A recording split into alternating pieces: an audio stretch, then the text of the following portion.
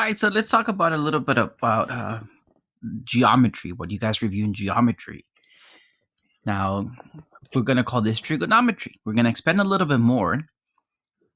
So on the right triangle, you guys had a right triangle. And you guys call the biggest side of all, we call those hypotenuse. The side we call hypotenuse. Now, the other two sides, one of them is going to be called opposite and one of them is going to be called adjacent. Opposite means far away. Adjacent means close to. So one of my corners, besides the 90-degree angle, one of my corners, I'm going to call it theta. So this corner, I'm going to use the Greek letter called theta. Now remember I said opposite and adjacent. Opposite means far away, and then adjacent means close to. So from these two sides that I have left, the side that is far away from theta is what I'm going to call opposite. The one that is next to theta, the one that is next to my corner, I'm going to call that adjacent. Now, in geometry as well, you guys learn that sine of theta was opposite over hypotenuse. And then you guys also learned that cosine of theta is adjacent over hypotenuse. And then tangent of theta, you guys call it opposite over adjacent. So matter of fact, you guys were even told to know these. You guys were also given your SOHCAHTOA to help you guys remember. Now we're going to be looking at three more terms. I'm going to call one of them cosecant of theta. Now, cosecant of theta is the reciprocal of sine. So in this case, cosecant of theta is going to be hypotenuse over opposite. Another one that we have is secant of theta. Notice how secant, the three letters that I use to abbreviate secant, looks like cosine backwards, almost. Almost looks like cosine backwards. And secant is the reciprocal of cosine. So it's going to be hypotenuse over adjacent. And the last one we're going to learn is cotangent. Look how cotangent almost looks like tangent backwards. Cotangent is the reciprocal of tangent. Make sure you know how to write these 6 fractions. We're going to be using these 6 ratios. We use the word ratio for fraction. We're going to be using these 6 ratios a lot. All right, let's take a look at our notes. The first 4 going to be pretty simple. So in blue, let's see what we have. It says find the values of the trigonometric function indicated. All right, this part is trigonometry, which is cover a little in geometry, a little more in algebra 2, and then expanded a little more in math analysis and calculus and those. So let's take a look. It says find secant of theta. So let me do in red, we need to find secant of theta. Now in blue, let's say what is given. Cosine of theta is 4 radical 17 over 17. I'm just going to draw a triangle. And I'm going to label one of my sides theta. I know cosine is adjacent over hypotenuse. I said make sure you know your 6 ratios. Cosine is adjacent over hypotenuse. So the adjacent is 4 radical 17 and the hypotenuse is 17. Now secant, what I'm trying to find, I know secant is hypotenuse over adjacent. I have a hypotenuse. I have an adjacent. I have what I need. So I'm just going to say that this is going to be 17 over 4 radical 17. In the previous chapters, we learned that we cannot have radicals at the bottom. So what I'm going to do, I'm going to multiply top and bottom by radical 17. My goal is to get rid of radicals from the bottom. All right, so now let me multiply what I have on the top. have a 17th radical 17th. I cannot combine them because one of them is a whole number, the other one's a radical. Now at the bottom, to begin with, I have a 4. So I'm just going to put a 4 there. Then I have a radical 17 times a radical 17. That just becomes 17. I multiplied it by the same radical. That way the radical sign will cancel out. I'm not going to worry about how much is 4 times 17. And the reason why, because these 17s cancel out, they're whole numbers. So I have radical 17th over 4. Now, how am I going to type this? Rad 17th, so radical 17th over 4. No spaces. All right, let's take a look at example number 2. I need to find sine of theta. I remember sine of theta. Sine was opposite over hypotenuse. Let's see what I'm given. I'm given that tangent of theta is 3 over 4. I know tangent is opposite over adjacent. Let me draw my triangle. Here's my theta. So I'm going to have that the opposite is 3. The adjacent is 4. And I need to find opposite over hypotenuse. Here's my hypotenuse. Here's my opposite. I don't have a hypotenuse. So in this case, we're going to use Pythagorean Theorem. Pythagorean Theorem is basically for us to find a value that we're missing once we have a right triangle. Let me call this side x to begin with. So the way I'm going to solve for x, I'm going to go 3 squared plus 4 squared is equal to x squared. The one that I have here by itself is not always x. It is the hypotenuse. In this case, happens to be x. But the one that we have by itself is the hypotenuse, whether it is x or it is a number. Okay, so I have the 3 squared plus 4 squared equals x squared. So basically, I have that 9 plus 16 is equal to x squared. I know that 9 plus 16 is 25. So I have that 25 equals x squared. So that gives me that x is equal to the square root of 25, better known as 5. Okay. I had to solve for the side that I didn't have because I needed on my question. Now here, sine of theta, I know sine is opposite over hypotenuse. So I'm just going to write 3 over 5.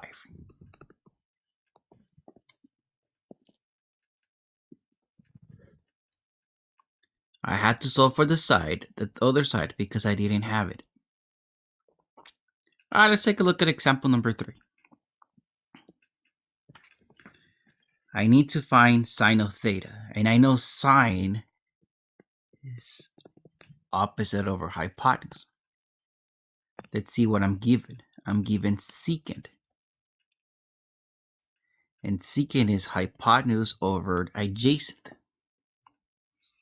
Let me draw my right triangle here. I'm going to call this side theta. So I'm given that the hypotenuse is 13th and the adjacent is 3. I need the opposite, which I don't have the opposite. Let me call this side x for right now. Let me solve for x. I'm just going to use the formula x squared plus 3 squared is equal to 13 squared. Once again, what I leave up here by itself is the hypotenuse square. So I have the x squared plus 9 is equal to 169. I don't have the 9 and the 169 together. I'm going to move the 9 over so that way they're on the same side. So I have that x squared is equal to 160. Then we can agree that x is equal to the square root of 160. Now, we learned in previous chapters how to simplify a radical. Radical, let me break it into 2 radicals. One of them must be a perfect square root. Thinking 2 numbers that multiplied equals 160, I'm going to go 16 times 10. Square root of 16 is 4, so I have 4 radical 10. Radical 10 I cannot simplify anymore. So I just solved that this side is 4 radical 10. All right, so looking at what I need to do opposite over hypotenuse. So I'm just going to go 4 radical 10 over 13th. If you can simplify the fraction, by all means do so. In this case, I cannot. And when I mean simplify, no radicals on the top, no radicals at the bottom. And the whole numbers, 4 over 13, you cannot divide them by a whole number to make them smaller. All right, how am I going to type this? I'm going to go 4 radical 10 over 13.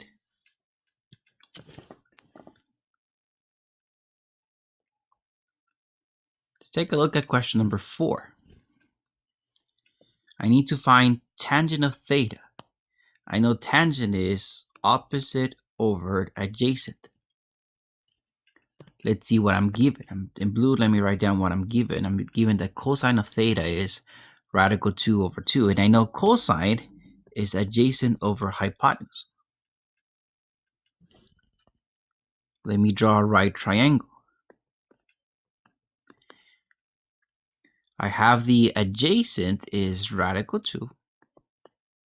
And the hypotenuse is 2. Looking at what I need to know what the opposite over adjacent is. So I need to solve for opposite.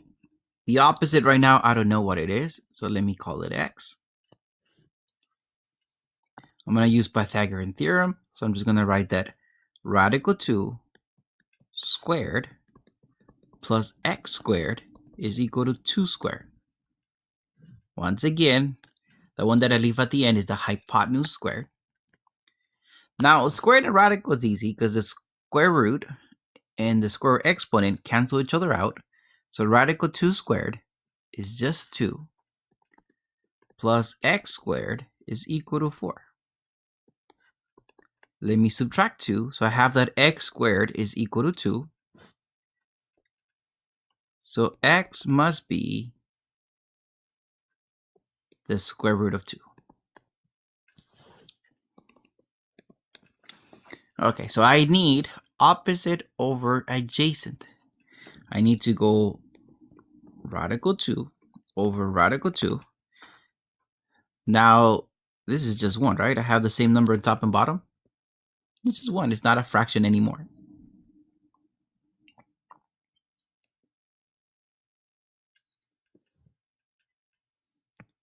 That's how we do the first 4 questions. Same ideas extended into questions 5 through 8. Now here, it says use the given point on the terminal side of the angle theta to find the value of the trigonometric function indicated. What I'm going to do first, I'm going to create a triangle here. I'm given a terminal, but I'm going to connect it to my x-axis. My 90-degree angle must be on the x-axis. Here I have a coordinate for my point, right? I have an x and the y value. My x value is going to be on the x-axis. So that's negative radical 13th. My y value is negative 6. So that's what goes up or down.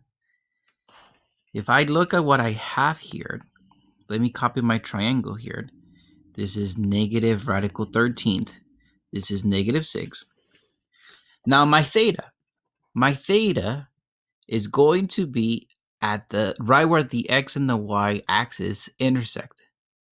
It's going to be at the origin, but going to be this corner that is at the origin. That's my theta. Once again, theta, I'm going to put it right where the x and the y axis intersect, right at that corner where the origin is. I remembered that this is my opposite and this is my adjacent. Now looking at cosine, I need adjacent over hypotenuse. So I need to solve for my hypotenuse. At this moment, let me call it x. So to solve for my hypotenuse, I'm just going to say negative 6 squared plus negative radical 13th squared is equal to x squared. All right, negative 6 times negative 6, that gives me 36. Now, negative squared, at least the sign becomes positive. Radical 13 squared, that becomes 13th.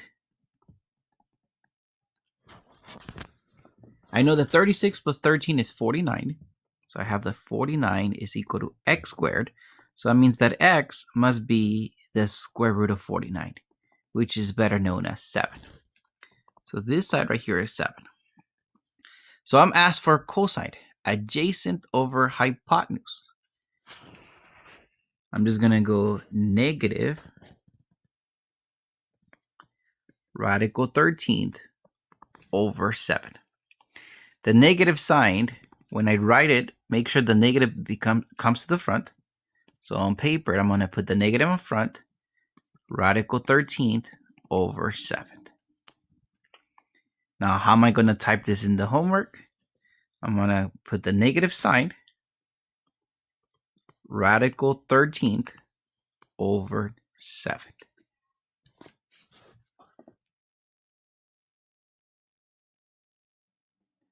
Take a look at number 6. To begin with, once again, I'm going to make my 90-degree angle. I'm going to make a triangle.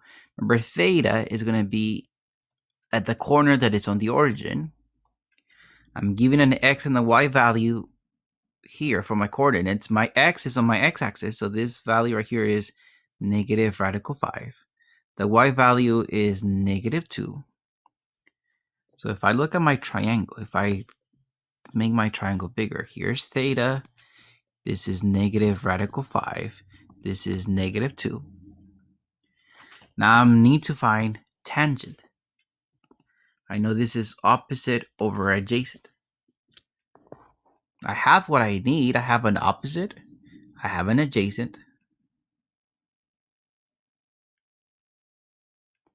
So I'm just going to write this as negative 2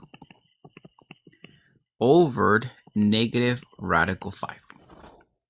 Opposite over adjacent. Let me simplify if possible.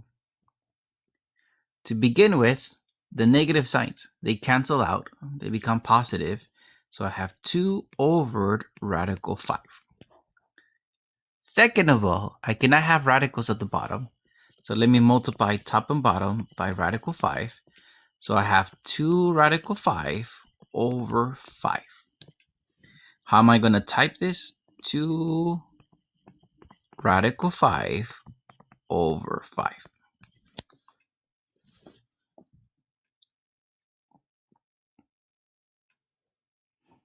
Now let's take a look at number 7.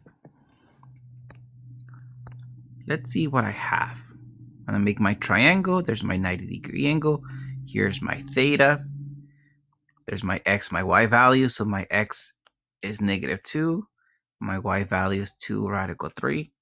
So if I look at the triangle what I have, this is negative 2. This is 2 radical 3. And this is theta.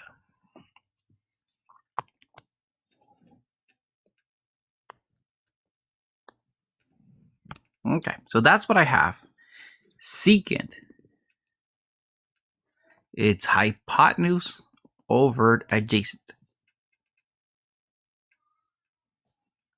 I don't have my hypotenuse to begin with. Let me solve for it. So I'm just going to write that negative 2 squared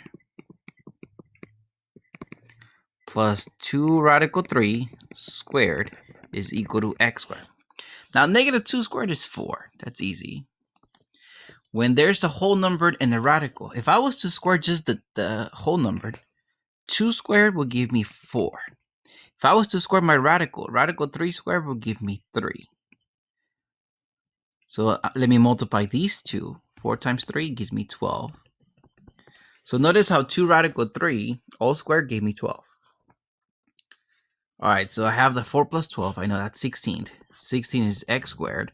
That means that x must be the square root of 16, which is better known as 4. Okay.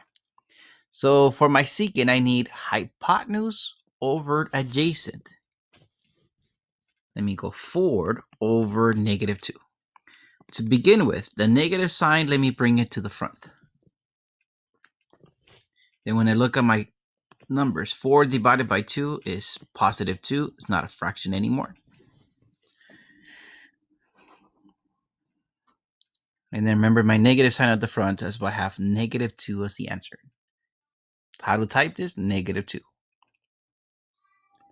Let's take a look at question number 8. Let me complete my triangle. Remember, it has to be there. The 90-degree angle has to be on the x-axis. The theta has to be at the origin. Here's my x, my y value. My 6 is on the x-axis, and my y value is 2. The going up, the vertical distance. So when I look at this triangle, here's theta, here's 2, here's 6. Now let's see. I've been asked to find cotangent. Now, cotangent is adjacent over opposite. I have an opposite and I have an adjacent. I don't need a hypotenuse. I'm just going to go adjacent over opposite. So I'm just going to go 6 over 2, better known as 3.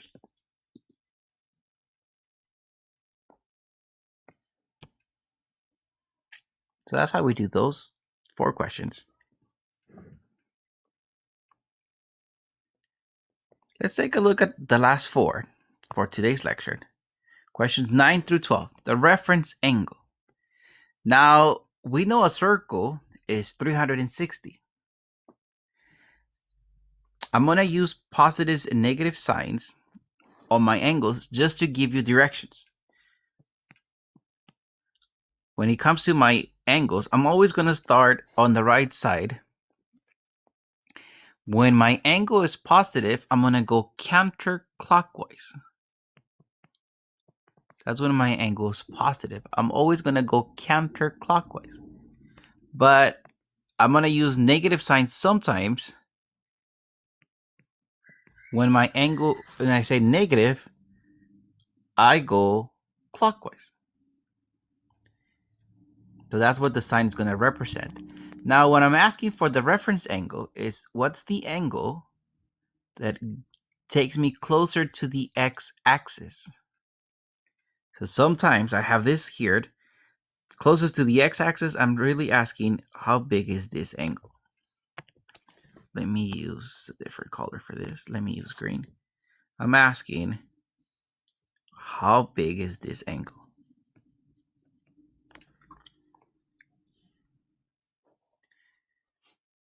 Okay, so let's take a look. Negative 440.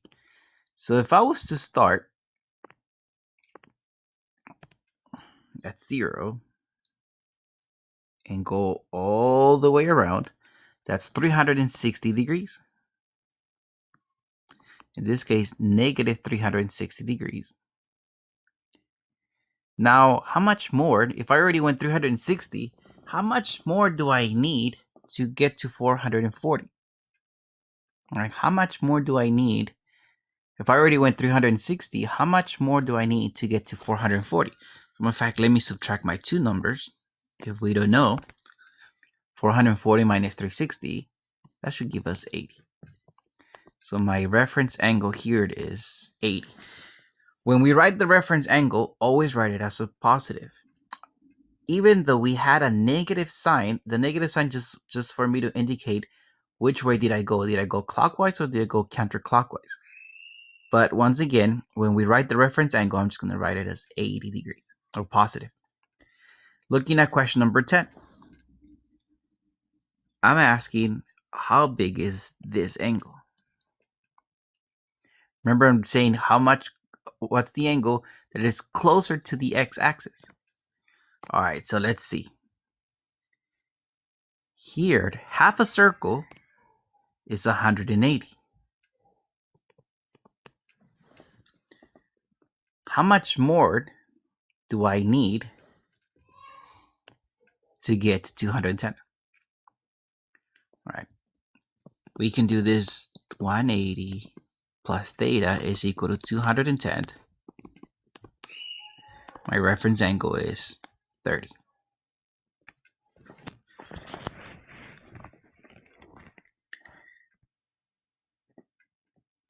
Let's take a look at question number 11. Now, my closest, remember right here where I'm left off, I want to get to the x-axis as fast as possible. So actually, in this case, I'm asking, how much is this corner?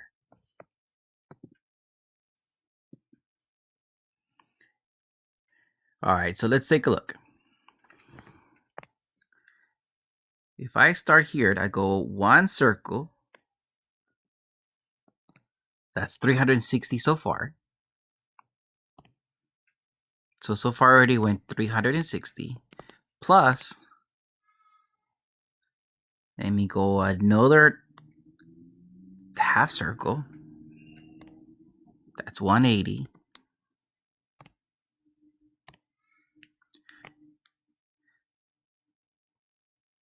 We can say that so far right now that's 90. Okay, so I highlighted 360, right? Because I went the whole circle, plus 180, plus 90. When I add these numbers up, 360, I'm going to go like this. See, 6 plus 8 plus 9. 630. All right, so can we agree this is 20 degrees then?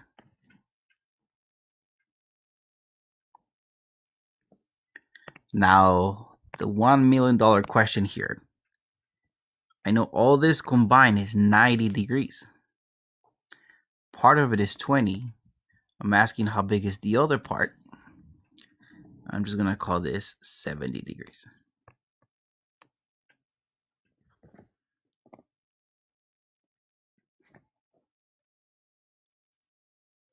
Let's take a look at question number 12.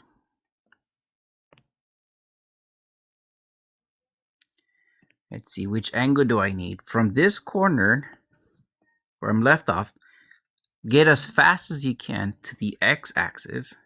So I'm talking about this angle here. All right, so let's take a look.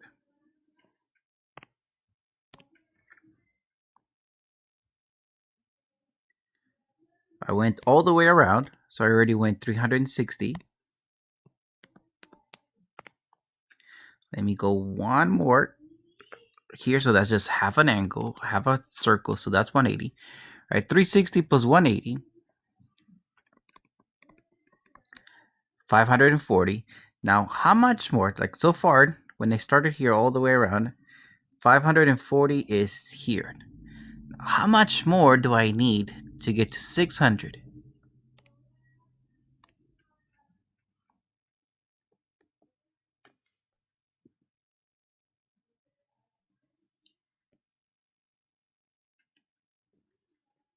All right, if you have any questions, make sure you email me.